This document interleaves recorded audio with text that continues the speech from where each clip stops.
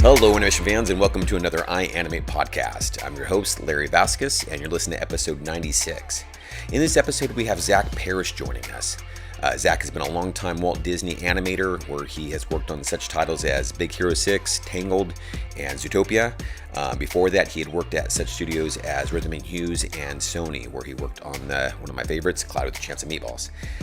He's most recently finished up with Netflix on their critically acclaimed The Sea Beast, where he was an animation director. So it was a really neat opportunity to get Zach in on this podcast, pick his brain, and hear what he's got to say about the animation industry. Check it out.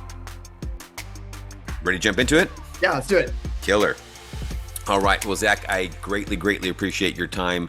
I know you're coming off of a cool movie, The Sea Beast.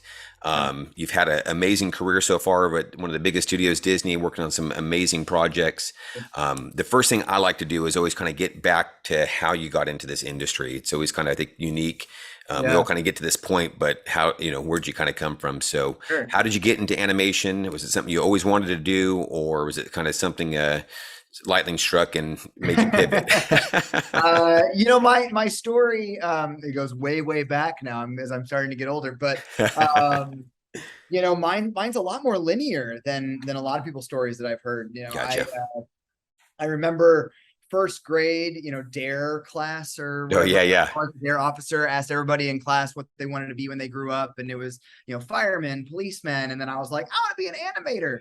And I had no idea. I said I wanted to make cartoons, I think was technically what I said. Gotcha. I didn't really know what that meant, but I knew that somebody got to do it and that seemed really fun. And I like to draw and stuff like that. And so that was always kind of the focus until high school. I did well in high school academically. And so I was like, I guess I'll go like pre-med and like be a doctor. Or something. Wow. Like that's what people do in my school. And I guess, and then I saw Monsters, Inc. in theaters with some friends, and that was kind of the epiphany moment for me. Like, no, this is what I should be doing. Because I remember I was crying, at Mike Wazowski, who's this green one-eyed ball, and I was like, this is magic. They are doing to me right now is magic. I know this isn't real. It's very obviously not real, yet I feel something, and that's something really cool that I want to get back into. And so that's awesome. I bought a book at a library or a Barnes Noble or something that was how to become a 3D animator.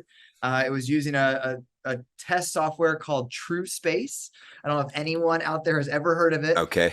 But it was super rudimentary, and it was like a free trial version, so it didn't have all the features of a rudimentary software. Gotcha. But I started messing around with that, fell in love with it, and then I applied to schools. Went to the Savannah College of Art and Design for animation, specifically character animation. I knew I wanted to do character animation. So from there, it was a pretty linear shot, to be honest. Gotcha. Worked my butt off in college. I started Animation Mentor online because it was the only animation school at the time. Yeah, I looked at your bio there. It was right before we started, a couple years before we started. I go way back, man. But I did that on top of my schooling at SCAD. Okay. And got a job at Rhythm and Hues, if they're still around. And so then I was doing Alvin and the Chipmunks during the day, about 12-hour days on that, and then doing Animation Mentor at night. Man. So it was like animation boot camp, which was really good. I mean, I was young and had lots of energy, so didn't have kids yet.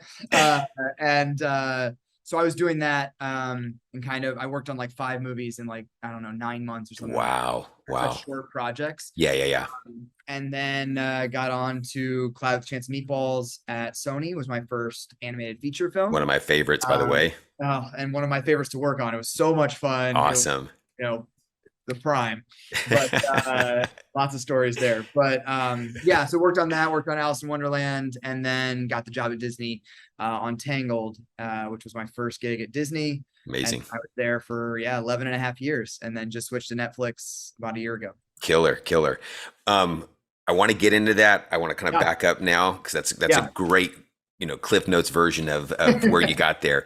Sure. One of the things I love to hear, and we've reiterated this many times on this podcast, but there is no substitute for hard work. And I love the fact that when you sit here and talk about, hey, look, I was doing school and working, and you go, again, that's not sustainable for a lifespan, but there's moments where you've got to just grind. And I love to hear that, because I think at least previously, a lot of times it was like, hey, look, if I just do this class or I do these workshop stuff, I'm going to be ready to jump into it, you know? And it's always a great testimony when I talk to interviewers or interviewees, when they've talked about that, you know, that hard work, and it's just neat to see it pay off. So yeah, and it was very real. You know, I had worked my butt off in school, but I still was looking at what I had and looking at what was being made at Pixar and Disney at the time, mostly Pixar really at the time, because it was kind of during that lull, CG lull a little bit at Disney. And I just didn't feel like my reel was there. I felt like I generally understood the principles of animation. I was faking my way through it.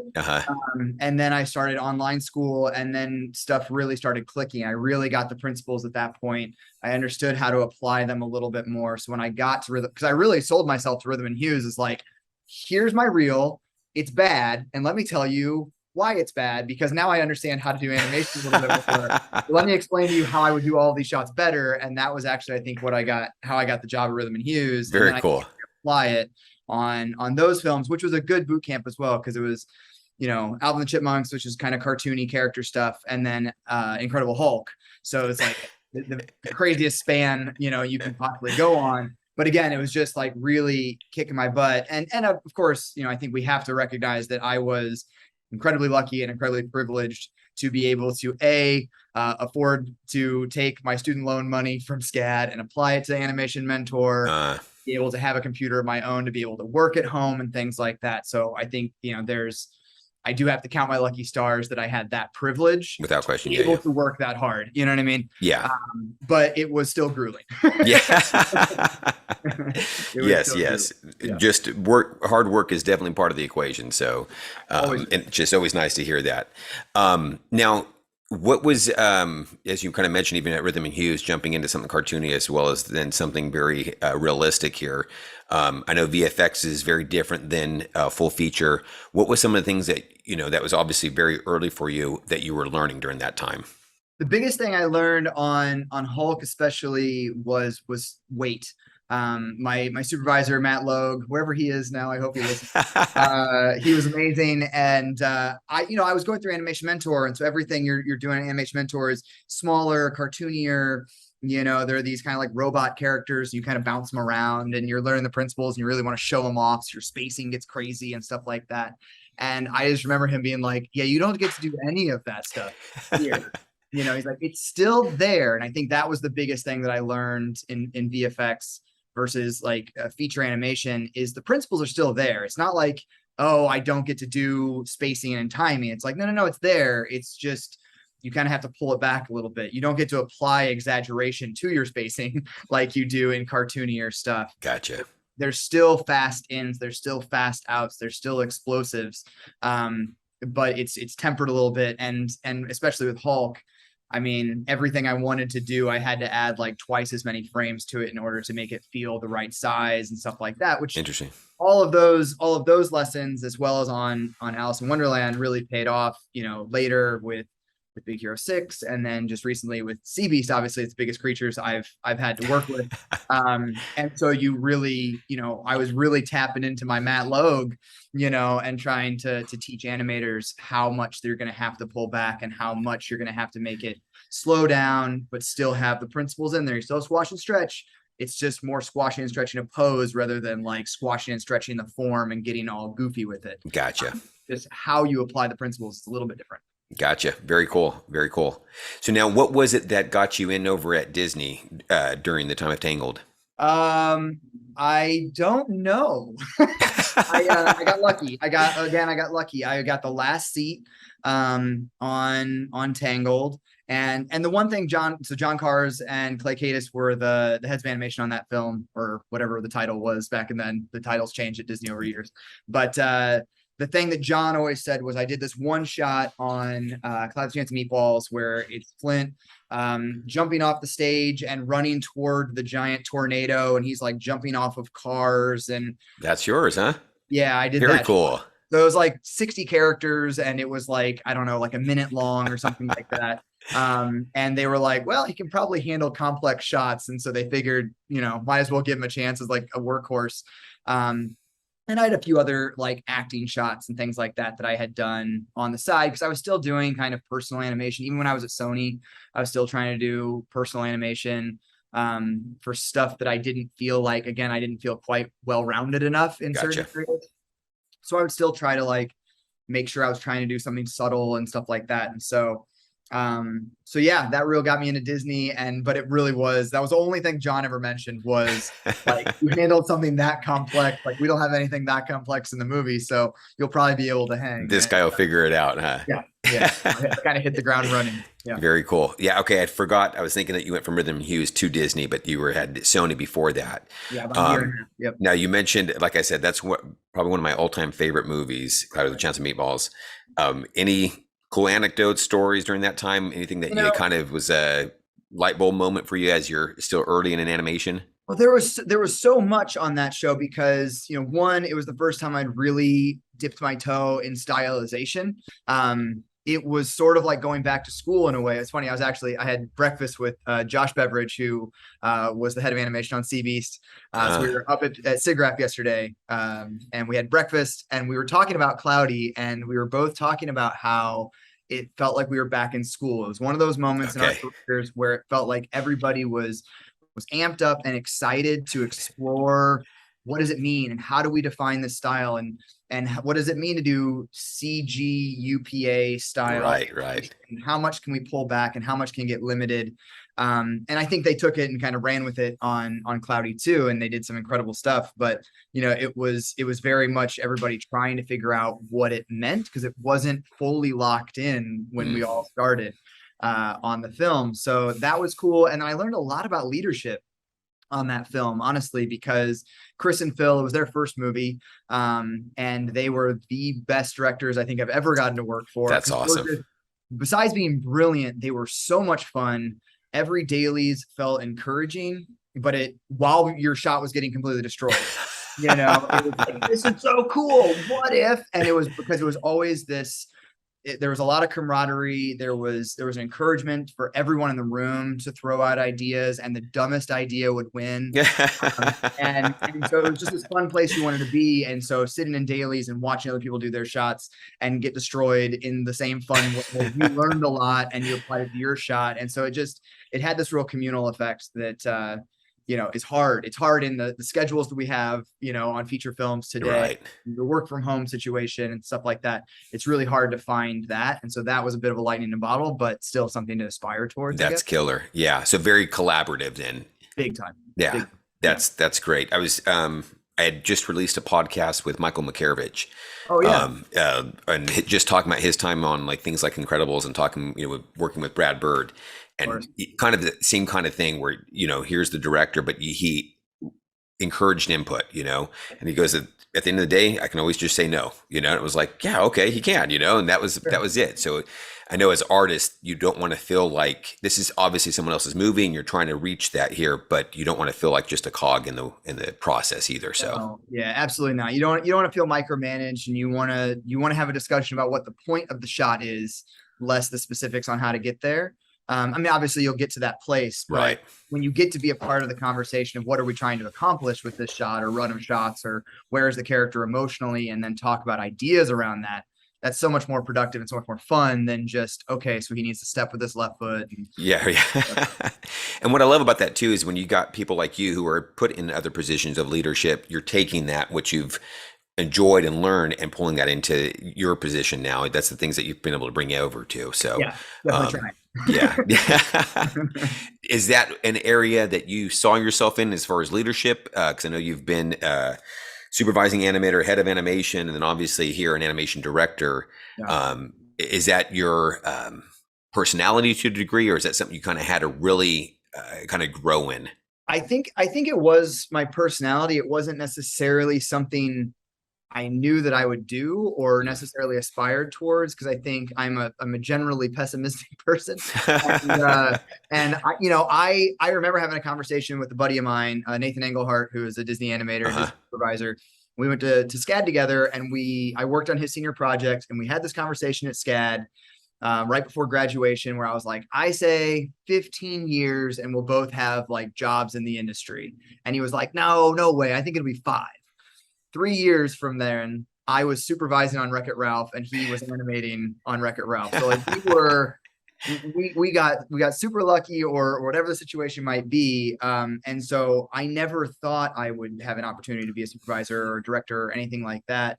I was just hoping to get a job, period. But I do think personality wise, it was always there. I always kind of took jobs, even in college, that were trying to lead groups. I was an RA and stuff like that in college. And so I liked being part of that kind of community building, leading groups of people. Gotcha. And being able to communicate ideas. And so Renato came to me on the first Wreck-It Ralph and said, "Hey, I, saw you didn't apply." And I was like, "Oh yeah, no, I'm not there yet. I'm not qualified for that." And he was like, "I think you're qualified." And so I applied and went through the interview process and all that, and then ended up getting the job. So that's crazy. Yeah. And then it's just been kind of crazy ever since. Now, for the interview process, what was it that Disney was looking at? Because obviously that was pretty early on in your career, from Tangled. I think, sorry, I had your IMDb up. Tangled, and then what was out after that one that you worked on? Oh, that was Prep and Landing. We did a Prep and Landing short, the second Prep and Landing short, and then Ralph was the second movie. So what was it then that in the interview process that they went, "Yep, this is the guy"? I think it was a combination of I was fortunate enough on Tangled to do John and Clay tried to break me. And they gave me a lot of work, and they gave me a wide breadth of work, from cartoony to action to acting, both humor and emotion. And so they tried to give me everything, and I didn't die. Okay. I don't know. I don't know if I did a great job at any of it or all of it, but I didn't die. And so I think that I got to speak to that in my interview. Gotcha. With Renato and the other supervisors is, I very much enjoy that. And I very much have strong opinions on all of those things. And so I think he wanted to give me a chance. Renato is also a really great leader in that he likes to have a mix of new voices and seasoned voices, because it brings a really good mix to the table. I think he's done that on pretty much every movie he's worked on. Gotcha. At Disney, he brings in fresh voices to kind of keep it mixed up. Nice. And to keep pushing stuff. Not to say that people like me who've been in the industry for a long time aren't also pushing, but it's just a new perspective. Yeah. He's always been really good at recognizing that. And so I was fortunate enough to be that young voice on Ralph. Yeah, it's killer. So on Wreck-It Ralph, new position there, and that was supervising animator. What were some of the things that maybe took you by surprise being in that role, or was there anything? Everything. Okay. Because I feel like, as an animator, you often are like, "Oh, their job's easy." They just tell me what's wrong with my shot. But it's just a lot more. It's really amped up. Because you do almost a full production, 9 months, a year of pre-production, where it's trying to get the rigs built and everything, trying to do tests, trying to define style, going through all of the character design changes and everything else. And then when you're exhausted from that, the crew starts and then you make a movie. And so it was like going from being a sprinter to like running your first marathon. Okay. And you're like, "Oh shit, this is a lot. Sorry. This is a lot harder than I expected." And also you now go from sitting at your desk, animating your shots and interacting with some people, to sitting in lots of meetings, having to work across departments, trying to learn how to communicate properly. And I, did probably a terrible job on that first film, because you don't know how everybody else works and what kind of information they need and how they need it, and how to deliver it with tact and all of this stuff. So there's a lot of maturing that you have to do as soon as you hit a leadership position. And I was very new in my career and very ambitious. And so I'm sure I went full force for a lot of stuff, and I made a lot of people mad. But that too was a really good learning curve there too. And I was fortunate to have, again, Renato as my supervisor in that situation, because he had been through it a few times, and he was very mature and level-headed and gave me a lot of good talking to. Good feedback. Yeah. Very cool. Now, when did you jump in on Tangled? So on Tangled, they only had about one sequence fully animated. They had done the sequence of Flynn tied to the chair. with Rapunzel like walking around him. I just remember Tony Smead was showing in dailies on like my first day. He was showing that shot of Rapunzel walking around the chair and pointing the frying pan at Flynn, and I was just like, I can't like I will never be able to have the studio. But it was really early on. So the first thing they had me do was, I did like a pose library for Mother Gothel, for the pose library tool that they had at the time was very bad. But I had come from Sony, which had really, really robust pose libraries. And so I did this big, robust Mother Gothel pose library. And then I ended up getting a few of her shots early on in the film because of that. Gotcha. The only reason I ask is because I just go, what a neat opportunity as well to have gotten in at a time to work with Glen Keane. Because he wasn't there much longer after that, if I remember correctly. He stuck around for a little while, but no, not too. He helped John on Paperman. And then I'm trying to think. Yeah, I think he left pretty soon after that. Yeah. Right after Paperman, I think won the Oscar. I think was pretty soon after that he left. Yeah. But that was again is animation boot camp in so many ways, because you just watch him draw and you'd be like, well, I can't. Here's an anecdote. First like actual shot I got on Tangled was half of a shot. It was a shot of Flynn Rider running away from the guards at the beginning of the movie, where he slides down a hill and he catches a tree and then he runs and he jumps through a tree. That was the first shot I got. And I only had to do Flynn. Alex Cooper Schmidt was doing the guards and the horses and everything else. Okay. Flynn. And I remember issuing for that. Glen leaned over to me, and I'd only talked to him like once, and I was like starstruck, of course. But he leaned over to me and he had this like scrap of paper that was like half ripped, and I don't know where it is, and it kills me that I don't have it anymore. But he was like, I was thinking about this shot, and he hands me this piece of paper, and it's these thumbnails that are literally like the size of a thumbnail. Like they were maybe an inch tall, and there was about 20 of them. And I looked at it and I was like, well, that looks pretty good. So I went back to my desk and I literally, I dropped them in on the timeline on threes. And it was like, man, this is some of the best animations I've ever done. But then I realized he had him catching the tree behind him as he was sliding down. And I remember I went to his desk and I was like, hey, Glen, I'm going to change this pose. Like, is it okay if I change? And he was like, what? Of course it's okay. And I literally just I did that in like 5 minutes. And I was like, it's the best animation I've ever done. But it was just that realization of like, oh my gosh, like I'm going to change Glen Keane. Like, who do I think that I am? But he was super supportive and he was really cool. And he was so kind to me and everyone else. But I just remember him pulling me aside, and he would give you really specific feedback, not notes, but praise. He would go really deep, and I love this one thing that you did here where those muscles were flexed. He's like, I couldn't do that. I tried to do that on Pocahontas, but it would be way too many lines and she'd look old. And so he's like, the stuff that you guys can do in CG, it's so cool. And so it was such like, you were always inspired. You just couldn't wait to get back to your desk and try to do more work. So I think I did like 5.5 minutes of animation on that movie because I was just like, all the shot. Now, one of the things it would seem from my vantage point as how I like to learn and stuff is that draw overs. Did you enjoy that as well, or is that something you incorporate as well? It was a learning curve for all of us because that was the first show at Disney where that was a thing. You know, and they kind of wrote specific tools so that Glen had that ability.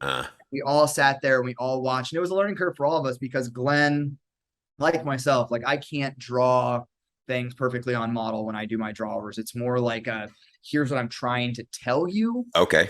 And that was Glen too. And Glen's an amazing artist, obviously. He's Glen Keane. But he was very, very rarely saying this is exact. He's not Gendy. He's not saying follow this line. Gotcha. Exactly. It was a feeling of the drawing and the note behind the note. Okay. And that took all of us quite a while to kind of wrap our brains around it. And then that education kind of had to be passed along as new animators would come on for subsequent films. And we were doing, Renato was doing drawovers on Wreck-It Ralph. We would kind of have to go back to their desk and be like, I know that's how he drew it. That's not exactly what you need to do. And then they're having that Glen Keane moment of like, So I'm going to I was change. going to change it. You That's what know? I was wondering. And so Yeah. everybody's scared. And you're like, no, trust me. Like what he's trying to say is this, and he's pushing you in this direction. And I think that's a big lesson for all new animators, whether there's drawovers or not drawovers, is no supervisor or no director. I shouldn't say no, rarely Okay. director or a supervisor like 100% sure of exactly what to do. It's usually like, this feels wrong to me. My gut says to do this, and I would probably do this and this and this. When you go back to your desk, often the solution is that, plus a bunch of other things that kind of give you the feeling of that. And so I think that's the fear that I have for a lot of new animators, is they go back and try to do verbatim Exactly. the thing that was said, and they miss kind of the note behind the note, and then they spin kind of on technicalities, and they forget to keep animating it. Gotcha. Now they're just turning into kind of a muddy mess because they're not sure what the other person is looking for. And that's a hard lesson. That's a big thing for animators to learn early on in their careers. So what is it, something that you try to do to communicate that, or maybe back it up, to avoid that being the case? So is that something you do drawovers? Do you, hey, this is the intent I'm trying to get, the emotion? What is it, something that you? So I think it goes two ways. So like as an animator, what was nice again about Glen is, you know, he encouraged you to talk back and to ask clarifying questions, things like that. If he wasn't being super clear as to like what the note behind the note was, you know, are you saying you want her to feel more, you know, impassioned, or are you literally saying you want her to push her chest out? You know what I mean? It's like those kinds of questions. Oh, no, I don't care about the chest. And then, oh, okay, now I have an idea of where to go. So the flip side of that is giving the notes. The way I tend to give the notes, because I'm not a very good drawer, you know, to Glen's standards, is I'm usually talking while I'm drawing, saying what I'm trying to do is this, and what we're trying to go for is this, and what the emotion is this. And so this is probably not the right idea, but this is, you know, I'm just communicating what I'm trying to. Honest with that, where it's just like, try this. If this doesn't work, feel free to play around with it or throw it away entirely if you have a better idea. But this is where I feel like there's a problem, and here's how I would first try to approach it. Because I know that in my own shots, I see problems in my shots. I try to fix those with my gut instinct. And that 50% of the time is not, and it's like, oh no, that's actually no better. And now I have to find another solution. So if you do exactly what I say to do 50% of the time, yeah, it's gonna make your shot worse. So it's, animators kind of have to be willing to take the note and try to address the note behind the note. And that's just digging a little bit deeper and having a little more conversation. Gotcha. No, that's great. That's fantastic. Now I know the schedule on Tangled was pretty demanding. Yeah, they all are. Yeah. So that one wasn't the exception. Then I know they all are, but I know that one was like, it was at the time we were like, it's impossible. That's why. Yeah, that's what I remember. I remember us feeling like no one can make a movie at the caliber that Glen is demanding, and that Nathan and Byron are demanding, and the schedule. Because I remember we had 24 weeks left and 50% of the movie to do, and we were like, that's impossible. We can't do it. On Big Hero 6, we had 8 weeks left and 50% of the movie to do. So it just shows you that like it just kept getting crazier. The crews keep getting bigger. Okay. Because we were only 45 or something like that animators on Tangled. We were a very small crew by today's standards, kind of a normal DreamWorks crew. But yeah. By comparison, the Sea Beast, we had 176 animators. Wow. Yeah. Wow. So, like, things have just kind of changed as far as like how fast movies have to get done, the level of complexity that films are trying to accomplish. Because Tangled was also not terribly complex by today's standards. There's a lot of like one character or two characters. There weren't a ton of like crowds and stuff like that. Right. So, you know, then you Big Hero 6, you know, it was like 6 characters on screen at all times kind of movie. Yeah. So, you know, it's just appetite. You said 170? 176. Oh my gosh. Yeah. I think at our peak it was like 160 or something like that. like at a time. Right. Over the course, I think it was 176. That is crazy. That's Yeah. crazy. I think Okay. it's two less than Spider-Verse. I think Josh was a little, he was like, well, Spider-Verse, because he did both. He did Spider-Verse and Okay. Sea Beast. And he was like, well, we're too short of Spider-Verse. Well, okay. Tell you what, let's just segue to that because I'd love to Yeah. talk with it. Now, I do apologize up front. I have not got to see the full movie. I Get walked it. out of here. I know.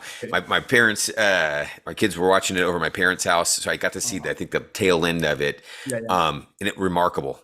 I just the quality and the fidelity, the animation, the cloth, the hair, you name it. It amazing. So yeah, ImageWorks is incredible. Yeah. what's that? I said working with ImageWorks, they're the best. They're the best. It was fantastic. And now I've got to ask up front though, because this was on Netflix here. I'm assuming the budget wasn't as big as something you would see at Disney, or am I mistaken in that? I don't know the specific numbers, just Okay. because that's just not something I'm privy to. But my impression is that it is less, Okay.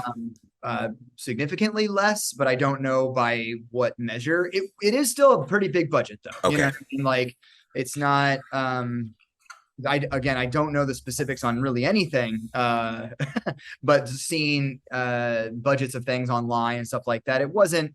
I'm sure it was over 60. Okay. It wasn't like a super small Gotcha. film, but yeah. So But was it quota less than Disney. pretty similar to other studios? It was I think it was like it was slower than what I remember being at Disney. I think it was like 3.5 feet a week Okay. on Sea Beast, and a lot of that was to do with just the complexity, because the rigs at Sony. So Sony is a powerhouse. They are an absolute powerhouse. And they're one of the most interesting studios in my mind, because we had animators rolling off of Hotel Transylvania and Spider-Man, like the live action Spider-Man, working on Sea Beast, which is like, I don't know, kind of halfway in between the two. Right. They can do such a wide spectrum, and I'm working with Josh Beveridge, who did Spider-Verse, and so he's doing literally the two ends of the spectrum in that regard. It's really impressive, but their rigs are the same no matter what film. Really? In order to efficiently build rigs, they have a way of building them, and so you have similar rigs more or less from film to film. But that means you kind of have to have all of the controls in order to be able to do, the stuff for realistic shows or the stuff for. Okay, that's what I was going to ask you. Yeah, is that good or bad then? Yeah, they can do anything, but it means that they can be slower. Okay. And it's a lot more stuff to interact with, right? And so, especially for newer animators, it can be a lot to wrap your brain around, and how to keep it on model and things like that. Gotcha. And so then pose libraries become very important, and all of that. Okay. So, but they're incredible. So there's that, and then I think, what was Sterling, the VFX suit, just said a stat the other day, and I think it was, of all of the sequences in the movie, only 4 of them did not have water. And so if the characters are on the boat, even if they're underneath, like in the bottom of the boat, internal, they're still on a boat on the ocean. And so there's a whole system of constraints constraining the boat to motion, the water, the characters to the boat, the camera to the boat. And so there's just a lot of complexity to just getting ready to animate a shot. Man, took a lot on that film. And so praise the patience of the 176 animators on that film, because it was no shot was easy. Even if you were doing a hand shot, it wasn't easy, because you had to go through all the rigmarole of getting the characters on the ocean. Set up and ready to go, huh? Wow. What was the catalyst for you? Because it was from Disney to here, right? Yep. Okay, so what was the catalyst for that move? It was a combination of things. I loved my time at Disney. It was comfortable, almost too comfortable. I think that was maybe one of the things where I was starting to itch to see what was going on. And I hadn't thought too much about it, to be honest. I think it had kind of been percolating in the back of my mind, and I had actually applied for a leadership position at Disney. And on the same day that I had my interview for a head of animation position at Disney, I got a call from an executive at Netflix saying, "Hey, Chris Williams has this movie over here, and he's saying, that you're the only person that can do it. And that was very nice to hear. Yeah.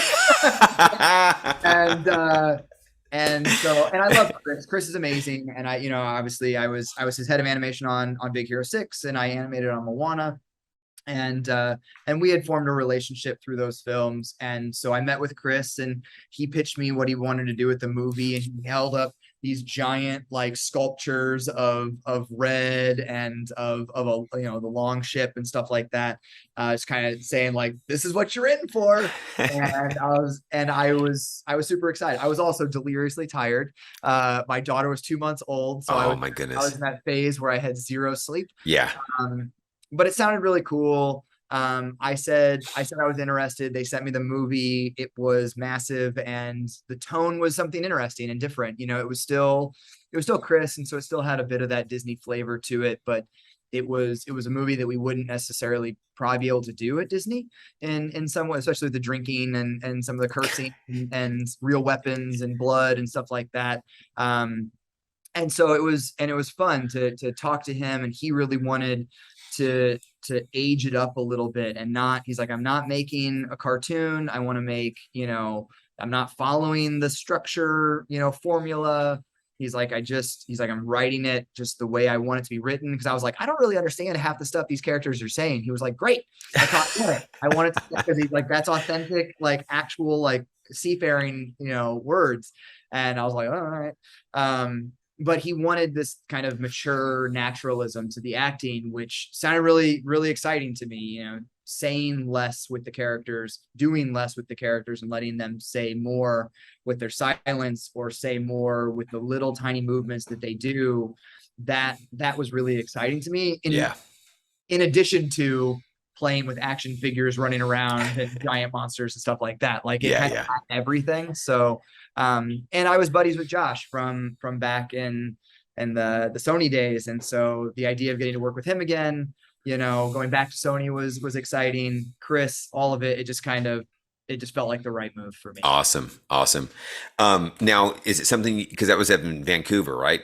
It was mostly done in Vancouver. There are a few animators spread out elsewhere, but yeah, the vast majority was in Vancouver. Were you there as well? No, it was pandemic times. Oh, okay. So everything was remote. Yeah, everything was here in my garage. So Sony sent me a computer. They were really well equipped for the pandemic. Not that they knew it was coming, but they had been doing that kind of remote workstation for a long time. They had their tools set up. They had the Albuquerque office at one point and stuff like that. So they had a lot of tools so that they could do reviews in sync with sound and drawovers and all of that from remote desktops. So they kind of hit the ground running as soon as the pandemic hit. And so they shipped me a computer, and I was basically up and running in a couple of days. Yeah, that's awesome. I was supposed to have like a month, I think. When Chris brought me on, he was like, oh, just kind of hang out and kind of see how things are doing. And then I think on my second day, he was like, Zach, and I was like, oh, okay. So still deliriously tired, but it ended up working out. It was great. It was awesome. Nice. Now, was that a motivating factor too, that you didn't have to move up your home and be away? No, absolutely. Yeah, no, it was all gonna be from home. My daughter was new, she was 2 months old. And so I wanted to be nearby. And so wonderful. It's been great, honestly, working from home, not that I want the pandemic to happen. But it has definitely had a silver lining. Gotcha.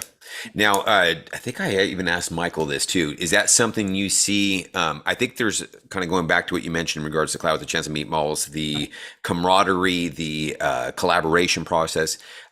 Obviously, I think it's a little bit harder to do when everybody's remote. But to your point here, the family, the 2-month-old daughter, things like that. Do you see that being more the model which you would envision, maybe kind of that hybrid, or? It's hard to say. I think for me personally, I think the pros of work from home outweigh the cons. Gotcha. The obvious con being the team building. Josh and I, we went into the office once in Culver City. And so it was Josh and Chris and I in a room together with masks on, I think. But it was still, we were like, wow, it's so much better. the conversation was flowing. We could talk Right. over each other in a way that you can't really talk over each other in a Zoom call. But it was so much easier. But with the way the industry is changing, how much content is being made, the number of studios that are in the game now, how worldwide animation is, because back in the day it was a handful of studios that were all basically in Southern California. Right. And now it really is global, which is awesome. And we're getting lots of different perspectives and lots of different voices and lots of different talent. I think it's going to be a logistical nightmare to make that in person. Gotcha.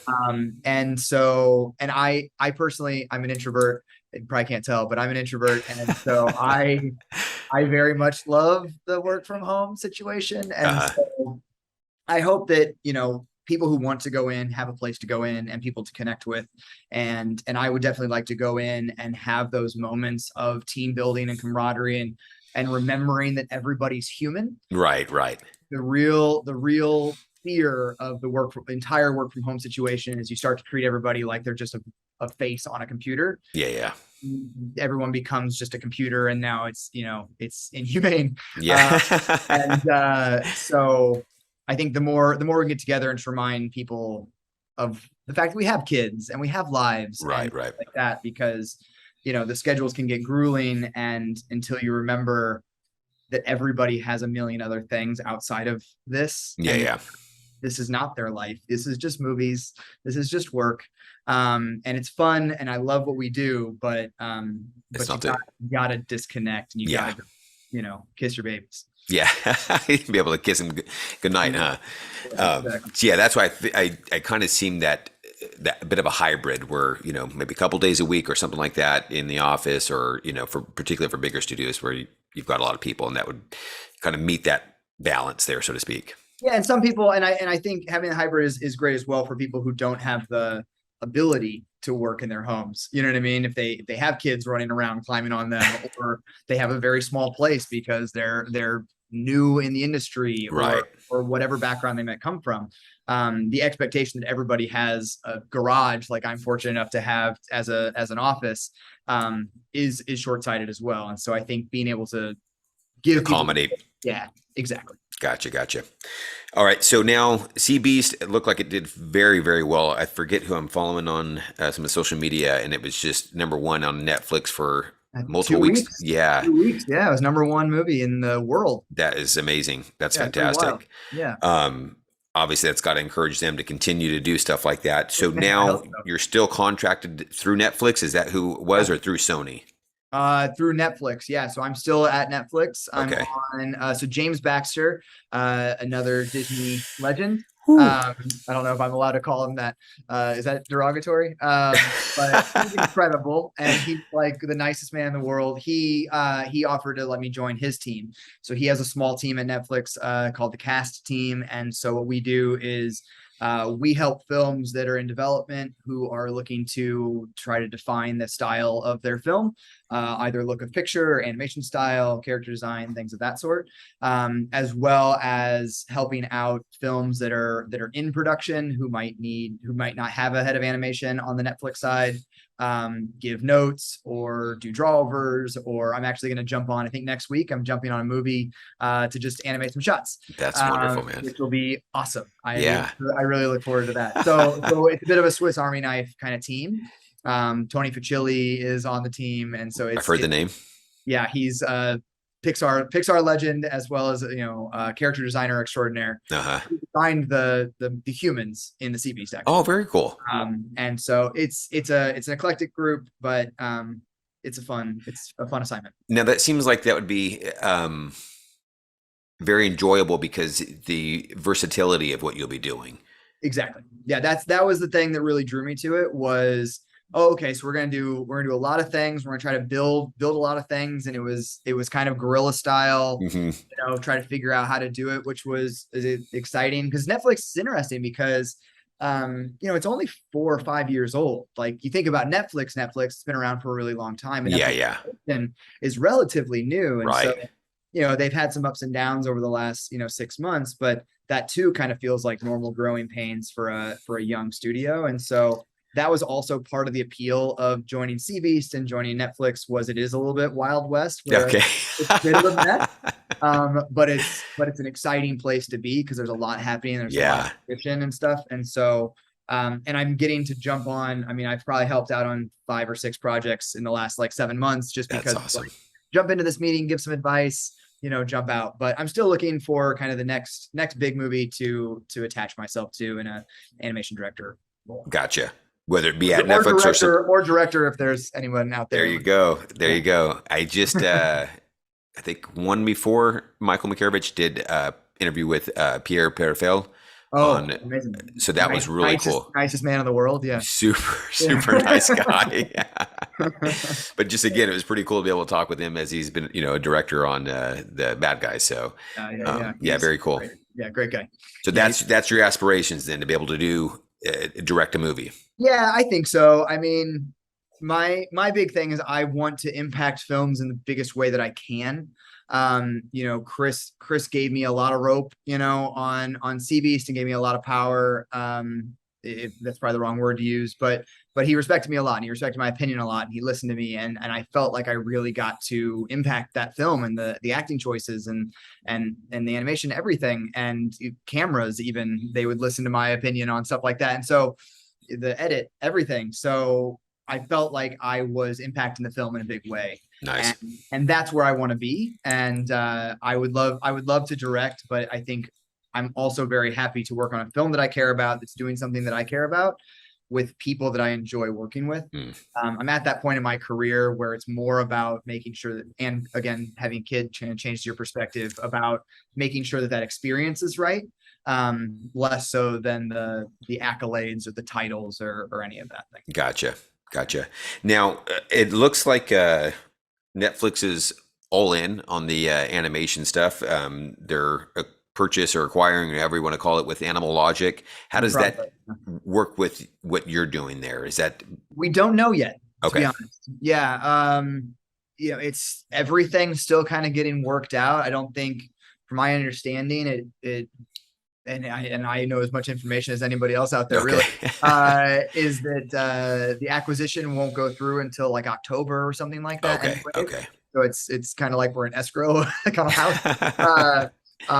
And so I don't know what all of that means, but it sounds like it's going to take some time to figure out, and then it's going to take some time to figure out how the two work together, because Animal Logic will continue to function as a studio. They're done with VFX. They're focused primarily on feature animation. Okay. As a studio, and I think they have been for a little while now. But it'll be really interesting to see, because I think there will be a lot of conversations about where the pipelines intersect, because Netflix was starting to build their own. Obviously, Animal Logic has one that they've had for quite some time. Right. Where did Netflix want it to be? Where's Animal Logic want it to be? I don't know how all of that works, so it'll take a lot of time to sort it out. And but I look forward to being a part of that conversation. Hopefully, nice. As far as where we want to take it, what's the ideal place to take it? Nice. Because correct me if I'm wrong, I don't think Sony. This isn't Sony's first venture with Netflix, right? I think they have multiple film deal, like a multiple picture deal. They partnered on Over the Moon. Okay. Yes. Was the first one that they did together. Yeah. That started somewhere else. It's very different than like working at Disney. It was, vertically integrated studio. And so everything's contained within the Disney box. Netflix, it can be a combination of different things. Some are completely led by the partner studio.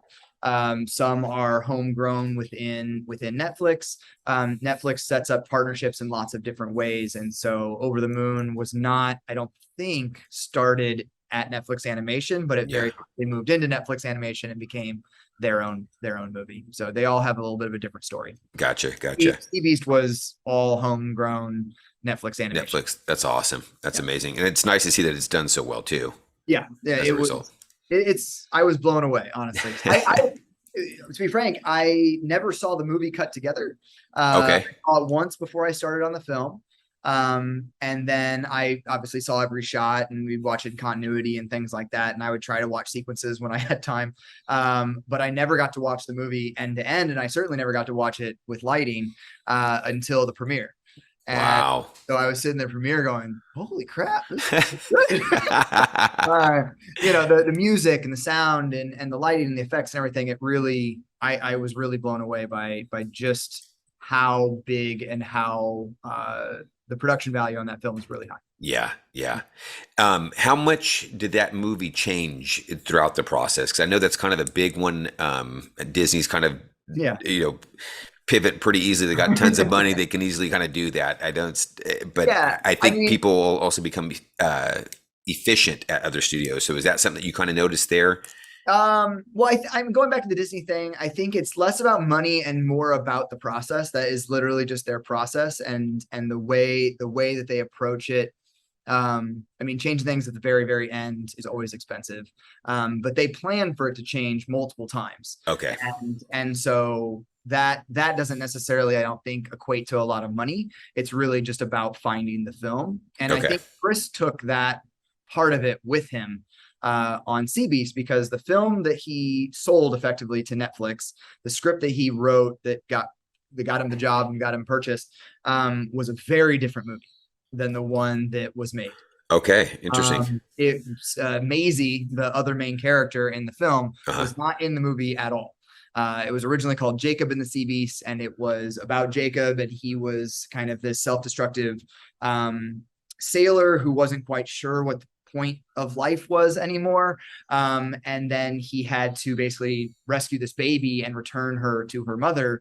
And in that process kind of found himself, which has elements of what is in the eventual movie, but they did their first screening and in general, everybody liked it. But Chris was actually the one who was like, no, we can't make this movie.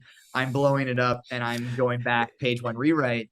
And I think it made the executives really, really nervous. But the cool thing about Netflix is they do give the directors, the producers, the filmmakers a lot of rope. If that's where your vision wants to take you, okay, go do it. We don't think you should. We think what you've made so far is really good. But Chris he firmly believed that, mostly because the film centered on Captain Crow stealing that baby from the mother. And Chris felt strongly that if that happens, A, you're never going to like anybody in this movie, and B, you're going to probably want to follow the mom who lost her kid the entire movie. And if you're not, and that's not the movie that he was telling. Gotcha. But with all of those things combined, and then it was also a guy with a baby who couldn't talk and a monster who couldn't talk, and so it was just one dude talking to himself the entire movie. The combination of all of those things, Chris basically said, that's not what we're doing. He redid the whole film, him and Owen, the head of story, and they're very small. I think they only had like 5 or 6 story artists. They reboarded the entire film. He rewrote it. They reboarded it. And I think they did 2 or 3 screenings after that. And but as far as delivery to Sony, the previs team at Netflix did an incredible job of keeping up and keeping pace. Wow. And they previs the entire film in a rough state, but really, really good. Damon O'Barron was the head of previs, and it was some of the best previs I've ever seen. That's awesome. And we changed very few cameras on the image work side because everything was so well worked out. And I think they delivered like 75% of the movie at once, which gave ImageWorks a lot to kind of chew into, which helped on the efficiency side of things. Nice. So yeah, I guess my comment on Disney's, because I remember, I think it was probably Zootopia particularly, where they had full shots that were lit, rendered, everything, and they're like, they weren't even in there. So that was kind of some of the process where I'm going. No, yeah, and every film went through that. I mean, I think Big Hero, we did a lot. Okay. We threw away a lot. I don't remember the exact number, but it was a fair portion, But I kind of respect that. As much as it's like grueling and kind of depressing to see some of your stuff get cut, I respect that it's for a purpose. Right. Make the best movie possible. And at the end of the day, you could sit back and be like, oh, I'm proud of the entirety of that picture. Right. And while that paper cut hurts still, I'm still proud that I'm a piece of this. Gotcha. Well, it's nice to know too that Netflix is willing to, or at least with this project particularly. Yeah. And it maybe had to do something too with Chris's, being in the industry for quite some time. It was like, hey, we trust this guy here. Yeah. He is Chris Williams. But they really do trust their filmmakers, which I think is is dangerous. There's high risk in that. But there's also high reward in that. And I think Chris proved definitely the reward side of that. Gotcha. Reward situation. Okay, just some off the cuff questions here. What's been one of your favorite shows that you've worked on? Ooh, well, we've talked about Cloudy and we've talked about Tangled. Those, they're early on in my career. I was learning so much, the Glen Keane of it all, Chris and Phil of it all.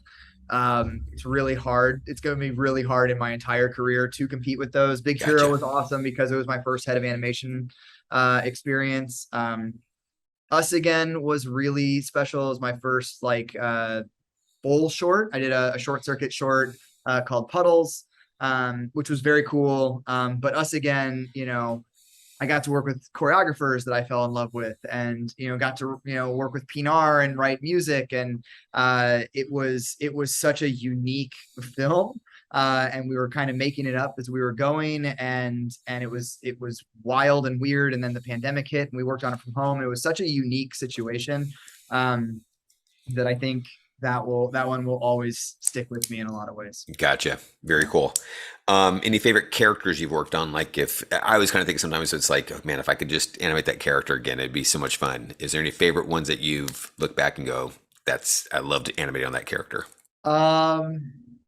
It's weird. Well, I was gonna say Flynn, because he was the one that was just so easy for me on Tangled. I don't know why. Maybe I'm an arrogant narcissist. But it was when I would get a Flynn shot, I was like, oh, okay, I know exactly what to do. You got him. Okay. I got very few notes, and it was just fun.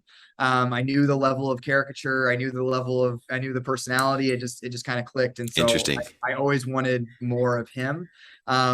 But then I got on Wreck-It Ralph 2.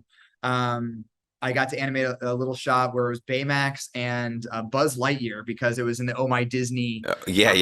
Ralph 2. And so it wasn't a character that I'd animated before, but it was a character that I always wished I could animate. Okay, cool. But I never worked at Pixar. But I got to animate Buzz Lightyear to Infinity and Beyond. And that was like, I just feel like it scratched that itch for me.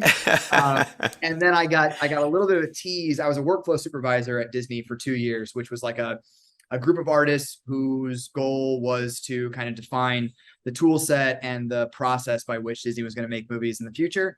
And it's kind of passed hands, and it was in conjunction with the technology team. But in doing that, I went up to Pixar for a month, and I learned Presto, their animation software. To evaluate it and just kind of get into it.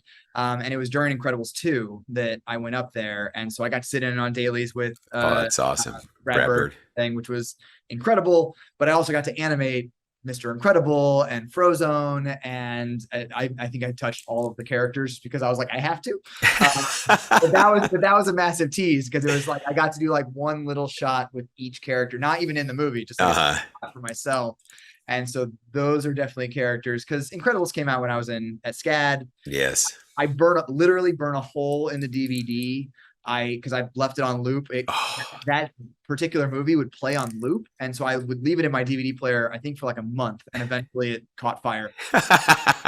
And I did not burn down my apartment, but I literally burned a hole in that disc. And so that was very much like my college child wish fulfillment. Gotcha. It was such a tease, so I would love to animate those characters. Okay, very cool. How quickly did you pick up on their software, Presto? It wasn't too bad. It really wasn't. I think it takes some time to get used to, because some things are not like they come. It's like Maya and Presto are coming to a general answer, but from completely different angles. And interesting. So the principles are the same. It's still animation. We used Voodoo at Rhythm and Hues. And then Disney has a lot of proprietary tools. And so at the end of the day, it's just animation. If you're doing poses, there's a graph editor, stuff like that. Finding what you're looking for and learning the different names of how things work, and understanding, they have a lot of really cool functions in Presto that make certain things easier, but they're not things you're used to thinking about when you come from Maya. And so you have to learn how to implement the things that make Presto better in some way. Gotcha. Okay. And they have a lot of things that are amazing as far as, multi-shot workflows and things like that. The fact that it's built on top of Menva, which is a superset of USD, the way that you publish your shots and get your shots is really, really clever. But it's so foreign. Okay. And so it was like, so wait, what is munging? You're saying munging. I don't know what munging. I did a podcast with Tal Schwartzman. I think he mentioned that. What was that again, though? I forgot. Munging is it's basically like scrubbing an attribute in Maya. So in the channel box, you select an attribute and then you like middle mouse scrub. They call that munging. Okay. You do it directly on the value itself. And it's just a legacy thing that everybody just has as part of the vernacular there. But really it's just that. It's just like getting over the vernacular, getting over kind of like where things are at, finding your bearings. And then, within a couple of weeks, I was about as efficient as I am in Maya, which is pretty good considering it's a completely foreign software. Gotcha. Yeah. All right. Any extra activities that you do outside of animation? Oh man, I used to play a lot of basketball. Okay. Are you a tall guy? No, I'm 6 foot. Okay. But I love enjoy it. I love basketball, and I need a sport to get me to exercise. Otherwise, I'm like, eh.